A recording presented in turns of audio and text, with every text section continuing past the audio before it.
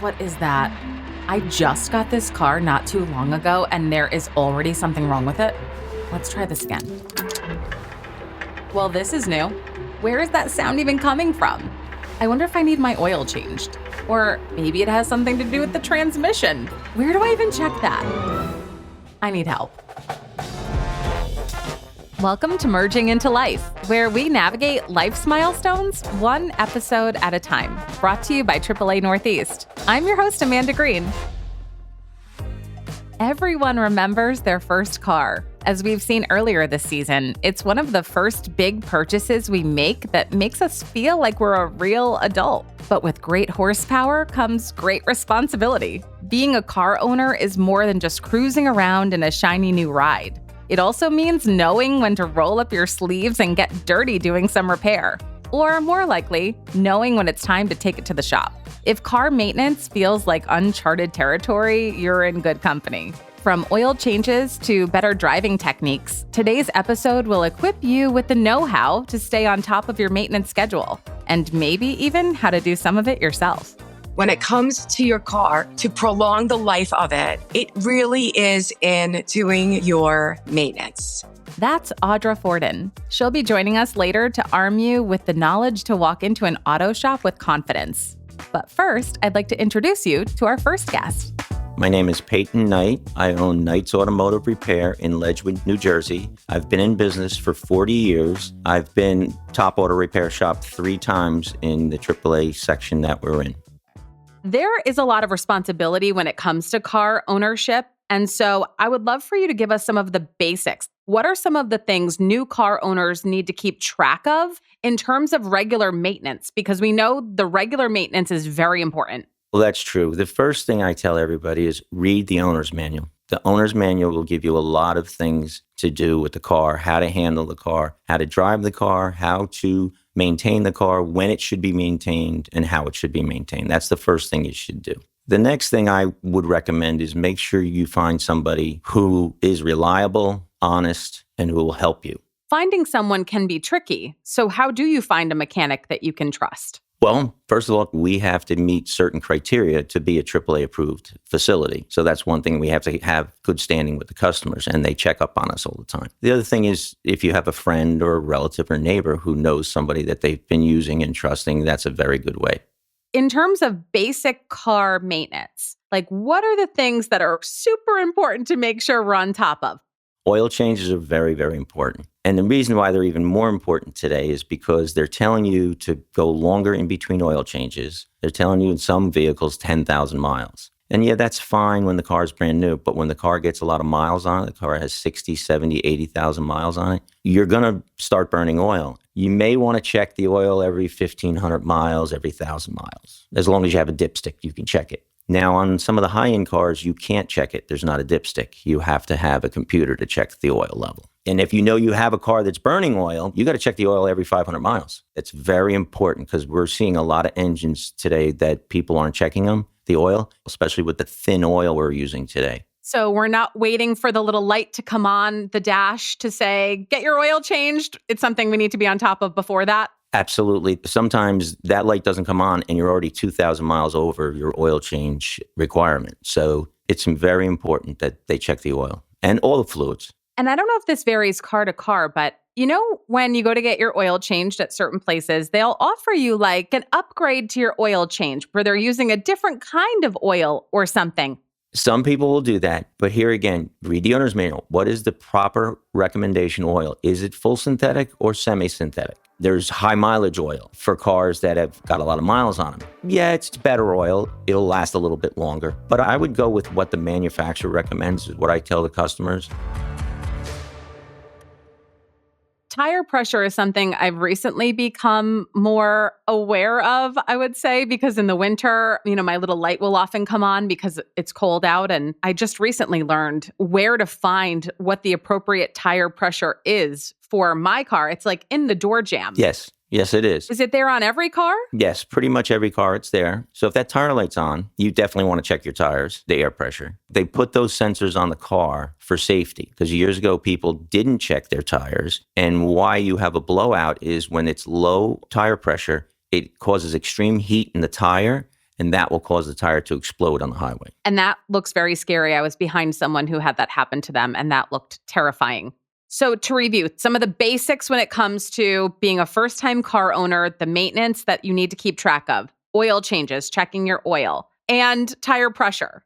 Transmission fluid, I feel like, is another fluid we're supposed to be looking at. Yes, absolutely. If there is a stick to check the transmission fluid, some cars you can't do it with a stick. So if I bring my car in for a regular oil change, are most technicians checking the tire pressure and the transmission fluid during that service, or is that something I need to specifically ask for? So when you bring a car into my facility, we do what we call a vehicle condition inspection. We check all the fluids, we check the suspension, we check everything on your car. We make sure the lights are working properly, the wiper blades are good, the wiper fluid's working properly. We fill that up. We check pretty much everything on your car. It takes about 45 minutes for us to check the car out completely. Wow, but you're giving like a full service kind of checkup. That would make me feel very taken care of.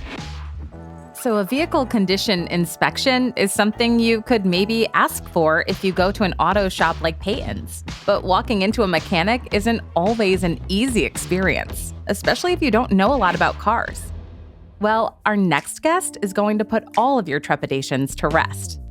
People auto know about their car. Once you release that fear to open up your hood and actually see what's going on, then you'll be able to do things yourself. That's Audra Fordin. She's the first woman to own her family's auto shop in New York. And as you can imagine, she's got a good story to boot. I bought the business from my father in 1997.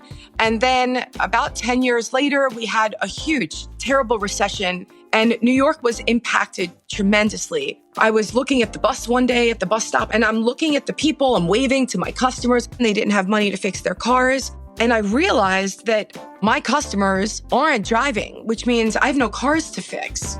Audra had to switch gears. With so many people struggling to afford getting their cars serviced, it sparked a new idea to help with something she had been dealing with her entire life.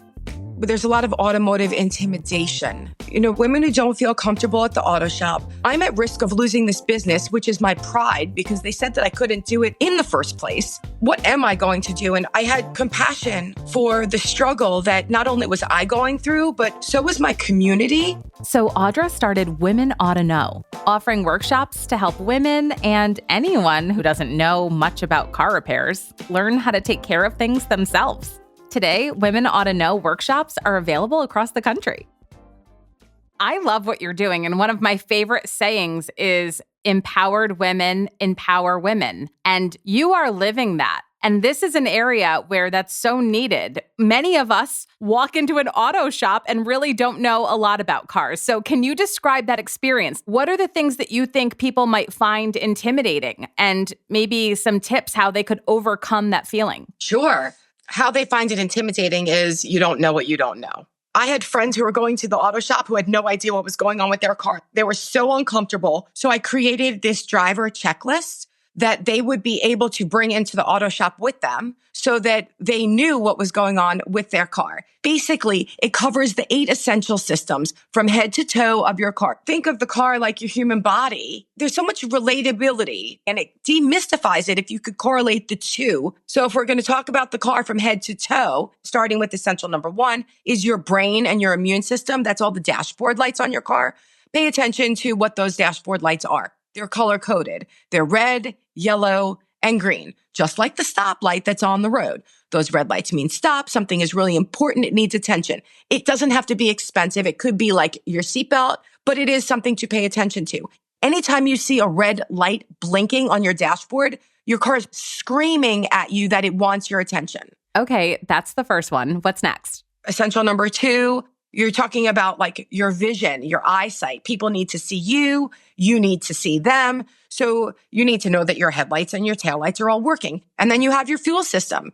Know what your vehicle eats. Just like we eat food to fuel our bodies, you need fuel for your car's body. And then you have our essential number 4, your charging system. And that is the heart of your car. If your battery is dead, you're going nowhere. So you need to understand that your battery is working well and the alternator and charging system's in good operation. I'm loving all these analogies. Okay, we're at 4, right? Dashboard, lights, fuel, charging system. What's essential number 5? Essential number 5, like the lungs that we breathe, you have filters that filter out each one of the fluids through each one of your systems. Make sure that those filters are clean. Essential number 6 is our circulatory system, is all of the fluids that are running through the systems that operate your car. Your power steering fluid, your motor oil, your transmission fluid, your brake fluid. So you want those all to be clean and running free. Very important. Essential number 7 here is your steering, your suspension, and your brakes. You want all of that to be operating like cat-like reflexes so that you are able to, on a pinpoint, be able to stop your vehicle. And then essential number 8, the car is made up of all kinds of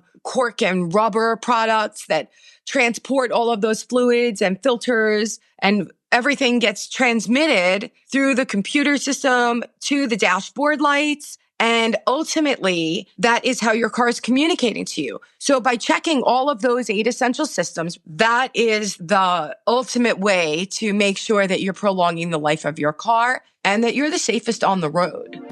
Wow. I feel like I just learned more from that checklist than I ever have about cars. That's such a great starting point for people to familiarize themselves with all the different systems in a vehicle. I think becoming more accustomed to that checklist would definitely make me feel more self-assured walking into an auto shop. Audra, let's get into some more DIYs. What repairs or maintenance can people do themselves, save a little bit of money, and really continue to get to know their car rather than, bringing it into the mechanic? What kinds of things can people do at home? You can, of course, check your fluids. You're able to take care of your tire pressure and some other DIYs as far as maintenance. You can check your shock absorbers. It's called a bounce test. And that's when you push on the back or the front of the vehicle really hard at each wheel and then let go and see how many times it bounces. If you have weak shocks, this will allow the vehicle to bounce like 2 or more times, which might be a fun ride for like a low impact aerobic workout, but it's definitely not good for your car. If you want to check your brakes, you could look at the pads through the wheel, but if you can't see that, just by looking at your brake fluid reservoir, because it's a sealed unit, the brake fluid should always be full. And as the brake pads wear down, the fluid will wear down, and that means that your brake pads are wearing. Okay, those are some great things we can all be doing on the regular just to keep an eye on things. How important is it to incorporate these types of practices into our maintenance routine? To prolong the life of your car, in real estate, they say location, location, location. When it comes to your car, it's maintenance, maintenance, maintenance. I think all the time people neglect doing oil changes. They put off doing transmission service. And while it costs hundreds of dollars for a transmission service, it might cost you $200. It'll cost you $5,000 for a new transmission.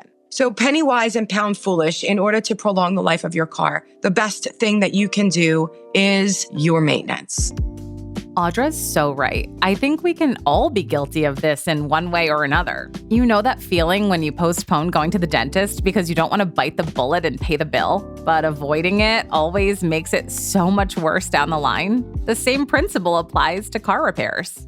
Here's Peyton again.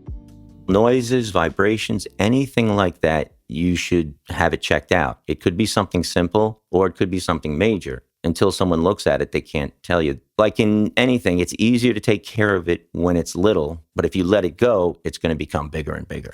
Every time there's a new noise or something going on in my car, I'll go to the notes section in my phone and write down when it happened, what it sounded like. And I must sound crazy when I call the mechanic or bring it in. And I'm sure you see this all the time. I'm embarrassing myself trying to reenact and mimic the sounds that I heard. Do you get that a lot? Well, yeah, absolutely. But now with the cell phones, you can record it. You can take a picture of it. We actually do that for our customers. I have a digital inspection. So if your car, if something's loose on it or it's making a noise, I can send you, are you hearing this noise? Or I can show you. So yes, and it's very important for you to let us know. Let's say that you have a noise and it only does it making a right-hand turn going uphill. If you just say, I got a noise in my car, we could drive the car for half an hour and not find it. But the other thing is good if you would take a ride in the car with us to point out where the noise is. That will save you money and save us time. I had a friend who used to keep a binder in his car, and every time he would have a service done, he would save the receipt and keep sort of like a log of every maintenance that had been done on the vehicle ever. Do you suggest doing that? Is that something you see often? A lot of people do that, and I think it's a very good thing to do. I would recommend highly keeping receipts. With the computers today, we have it all on our computer. So you could call up and say, hey, I want to see all my receipts and things of that nature. Plus, there's Carfax. Let's say you brought your car into me the first time and you don't have any records. If you've been taken to a place that has Carfax, I can look it up and can see what has been done, when it's been done. Okay, so keeping receipts is not a bad idea. But looking out for a mechanic that uses Carfax sounds like a more modern and reliable way of keeping a car maintenance record. That's good to know. Are there any driving techniques that might prolong the life of your car or the handling of your car? When you start your car, when it's cold, let it run for a good 30 seconds, maybe a minute. If you start your car, throw it in reverse right away. The engine's running, but it's not being lubricated for a good 30 or 40 seconds, and that causes premature wear on the components. Your oil's in the pan. It takes a little time for it to get up into the upper part of the transmission and the engine and lubricate it. So that's not a just in the winter thing. That's an all the time thing. Correct. The engine is cold all the time. So if it's 80 degrees out, the engine's cold because the engine runs at 210, 220 degrees. So it doesn't matter where you are in the country, the engine's cold. One thing I also stress is anything extreme is going to put more wear on your tires, your suspension, and things of that nature. When you see the light changing red, you're on the highway and the light changes red, don't keep your foot on the brake. Coast up to the light so you don't slam on the brakes. The easier you drive a car, like when you accelerate from the light, don't accelerate real super hard, like you're racing the car. And the same thing like handling, driving turns and things of that nature. The more gentle you are driving your car, accelerating and braking, everything will last a lot longer. Is there anything else you want to share as far as things that, a first-time car owner should keep in mind? Well, another big thing is keeping your car clean. Again, here in the Northeast, when they put all the salt and what they put on the road, take it to a car wash and get the undercarriage clean maybe once or twice during the winter because it's rusting the car. Okay. Washing and waxing it, waxing your car. You keep your car that it's not all rusted out and stuff. When you go to sell it, you'll get more for it. But you got to wash it, once every couple of weeks. You got to wax it once a year, twice a year. You got to take pride in your vehicle. This is something I try to instill in my kids, even though they are nowhere near driving age yet. We always say, if you want to have nice things, you have to take proper care of them. This has all been so helpful. I think I need to go read my owner's manual from cover to cover after this. But first, we can't forget about our quiz. So we're going to move on to a little rapid fire quiz segment called, What Does This Noise Mean? Are you ready? Sure. Okay, so I hear a hissing sound under the hood. Do I bring it in? Well, if you don't know what it is, absolutely bring it in. You might want to open up the hood and listen. You might see something, let's say it's the belt squealing or hissing, and you see the pulley wobbling. You may not want to drive it because if that pulley falls off, it could do damage to your engine. You might want to have it towed in. So if you hear a noise, call someone reliable and ask them what to do. Okay, what does this noise mean? I hear a chugging or rattling noise. Well, it depends on when you hear it. Now, these are the questions I'll ask you. Is the car moving? Is the car sitting? You hear this rattling noise or chugging noise? Or are you driving it? Because if you're driving, it could be one thing. If you're sitting and it's in park and you're hearing a noise, it could be something totally different. How about I hear like a clicking or a knocking while turning? Okay, that could be a component in the suspension, the steering suspension. Also, the axles, if you turn them, the axles are wearing out. They'll make a clicking noise too when you're turning. Do I bring it in? Absolutely. Just from talking to you, I wish that you were in my town because I feel like I could trust you instantly, which is a really nice feeling. And so everything really does come back to finding a mechanic you trust and bringing your car for service at a shop where you feel taken care of. Absolutely. Reliable and safe. I have it on the wall. To keep your car in tip-top shape, remember, don't wait for maintenance lights to tell you when you need an oil change. If you have an older car, get it done more often. The auto shop doesn't have to be a nerve-wracking experience. Take the time to learn how your car's different systems work, and don't be afraid to ask questions. Keep track of where and when problems arise. Driving safe will always help you prolong your car's life. You've been listening to Merging into Life, where we navigate life's milestones one episode at a time. Brought to you by AAA Northeast, with assistance from JAR Audio.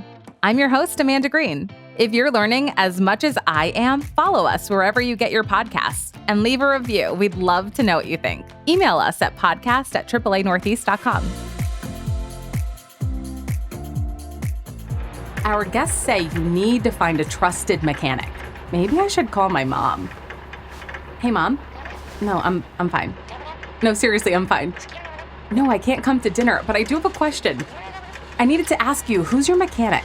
My car is making this weird noise and I really need to go get it looked at. The views and opinions expressed in this podcast are not necessarily the views of AAA Northeast, AAA, and/or its affiliates.